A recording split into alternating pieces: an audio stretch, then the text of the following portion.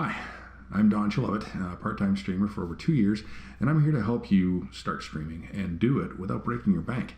So let's get into tech tips for cheap streamers.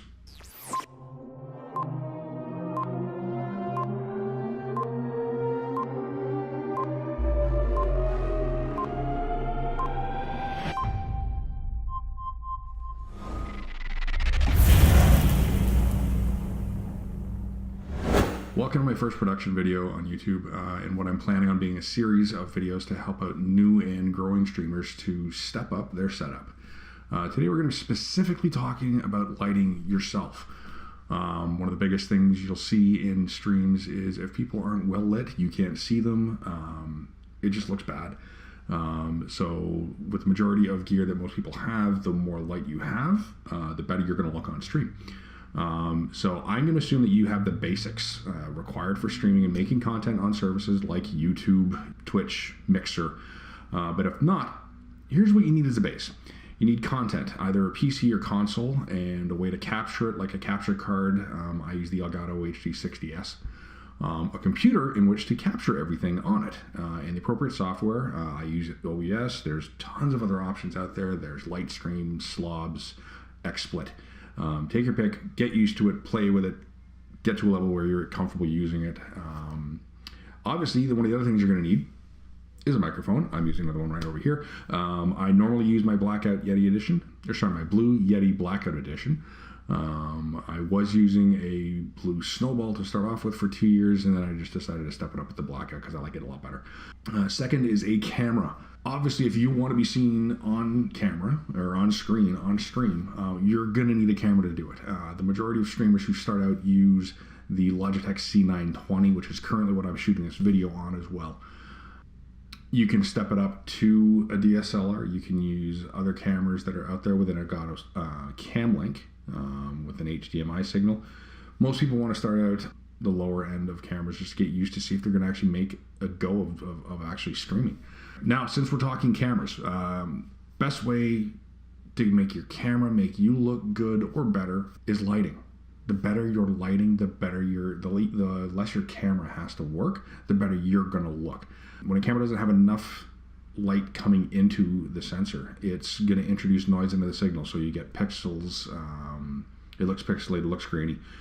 Your best bet is either a softbox, which is the most common ones out there are 20 inch by 24. They're huge. They're about that deep with 4 bulbs in them. They take up a lot of space. You have to mount them on stands, similar to the one behind me over here. So your best bet's either the softbox or a ring light if it's going to be just in front of you, and you're not that worried about filling a lot of space. Basically, you're there to light up yourself and try and cancel out any shadows. So you're looking for something in the higher color temperature range, usually around 5500. Elgato just released the key lights, which are fantastic. They're awesome. You can control them with your Stream Deck, which I also use. But they're also expensive. They're $200 each, US. The other option that I went is an LED panel light. My wife actually bought me one for Christmas, and I bought the second one. They are the newer 432 LED PT650B dimmable light panel. And the features on the panel are a bicolor dimmable LED light with 3200K to 5600K color temperature. So you can adjust the color temperature on it. Setting of between 10% to 99% brightness. It includes an RF remote right there. And it can be powered by a DC adapter, which is included, or it can also be powered by Sony F750 or F970 batteries. I'm just going to take one off the stand to show you guys roughly what it looks like. So that's basically it. It's a small, very thin light panel. Its dimensions are 14.2 inches wide, 9.8 inches high, and 3.4 inches deep. That's including the handle and stand mount that come with it. It's actually only an inch wide. These things are awesome. They've taken the place of my other softboxes that I've had. My studio is normally pretty dark, so I can see the TV behind me. So I run the lights at around 30% brightness and at 56 Kelvin. So, sorry, 5600 Kelvin, which is color temperature. So going through the settings right now, as soon as you turn on the lights, I have them hooked up to a Genie Power Bar, which is usable through Google Assistant or Amazon Alexa. So I tell it all to turn it on, and when I'm getting ready to go streaming, it sets to its default settings. So the brightness that I am normally with is 3200, which is there, or sorry, 32%. Depending on what, it's either 32 or 33 on the remote. And I'm at 5600 Kelvin right there. You get a really good white light off of that. For green screen, it's absolutely perfect because it gives you a proper color. You will have to use a filter on your face to make you look not so pale if you happen to be a ginger. You can't tell it now because I'm gray now.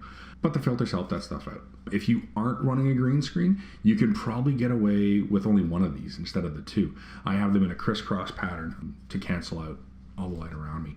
I obviously highly recommend these as they do work perfectly in tight spaces, and they cost about a quarter of what the key lights do. Nothing against Elgato. It's a fantastic product.